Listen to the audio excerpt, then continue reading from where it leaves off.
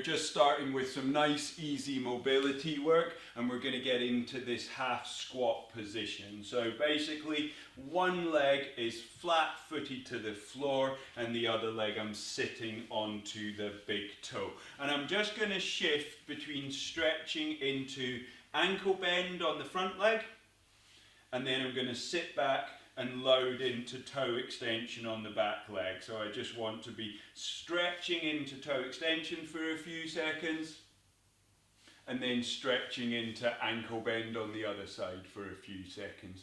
And because we're moving joints as much as muscles here, kind of pumping, flowing movements are just as good as static hold.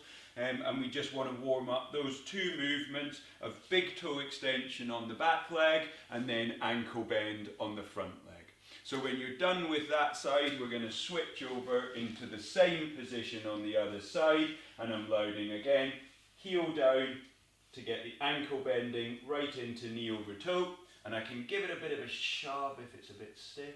And then sitting into toe on the back leg, I can just reach in and out of toe extension using a combination of lengthening by picking the heel up and dropping the knee down, and just putting more weight into it will give that a good stretch out as well. We want a super resilient bendy back toe, and we want a nice mobile pain-free front ankle. Hands can be on the floor to assist these movements, to keep them at a level where we're having a nice time doing it. We don't want loads of pain as we move through these movements. Brilliant.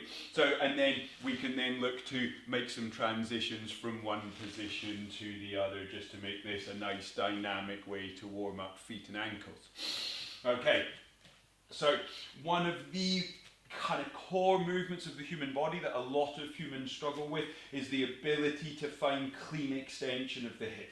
And this is the basic rub of it, right? Is we can all do this, but this is a combination of leg, pelvis and spine making the motion. And what we really want to fish out is better extension of the actual leg. So to do that, the first thing I'm going to do in this half kneeling position is just tuck my bum right in underneath me, so it feels like I'm switching abs and butt muscles on to keep the pelvis in a nice level position. Back stays upright, front knee dives forward. Do not compromise on the trunk position, and just feel the big drag down the front leg. And we're going to just lean into that stretch for a few seconds. And then we're going to go for a few bounces of the front knee. And then we're going to stop and tighten up the spine again, tilting that tailbone under, firing up abs and butt muscles. And then we're going to punch into that little lunge again at the front. So pulsing the front knee, keeping the trunk nice and upright, feeling a good pull through the front leg here.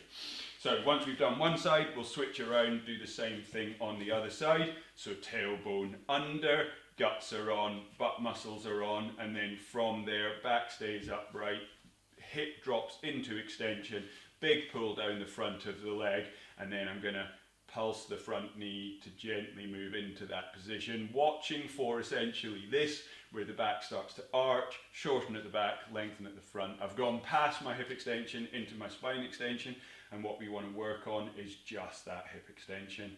So squeezing the muscles on for 5-10 seconds, and then punching the front knee for 5-10 seconds, and just alternating between those two basic things to gradually pull out more extension on that hip that's down on the ground.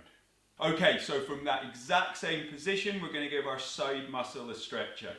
So the first thing we're going to do is pop the pelvis into that same position. So guts are on, tailbone's tucked, butt muscles are on.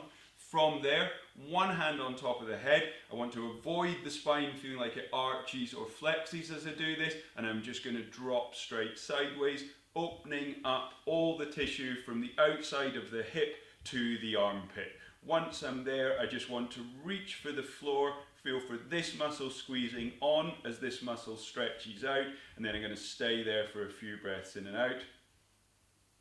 Come back to upright again, switch around and go for the same stretch on the other side.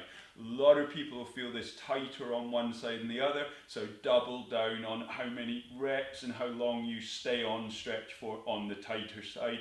we'd like to be relatively even through this movement. So my tailbone's under, guts are on, butt's on, squeezing on this side, opening on this side, and just breathing into that position for a few seconds. Okay, if you want to go round and do those ones again, that's absolutely fine, but we're going to move on to the next stretch. So from here, we're going to get one leg out in front of us, and it's a bit further than we've been in these positions. So we want to kick out so that the foot's definitely in front of the knee. From there, I'm going to get my hands down either side of that foot, and I'm lying my shoulder right down onto my knee at the front. And then in this position, I'm basically just going to drop right in, looking to feel like the front hip is in the most bent position it can be, and the back hip's in the most extended position it can be. And I'm just going to squeeze into that movement. I want to feel some stretch in this butt cheek, and I want to feel some stretch on the front of the back leg. I'm just going to reach into that, drawing this knee forward, pushing my head forward in space, and feeling that stretch deep at the top of the legs. So I'm going to do that on one side, switch it round, and do the exact same stretch on the other side. So as much bend as I can on the front hip, as much extension as I can on the back hip, and then just relaxing right down into that position. And this sort of shoulder draped on knee is really good because it lets you switch off all your spine muscles and just lets you concentrate on stretching these difficult to access areas around the top of the legs and the pelvis. But really, really important muscles for everything in surfing, pop-ups in particular. Wicked. So again, we can go round and we can repeat that another round on each side.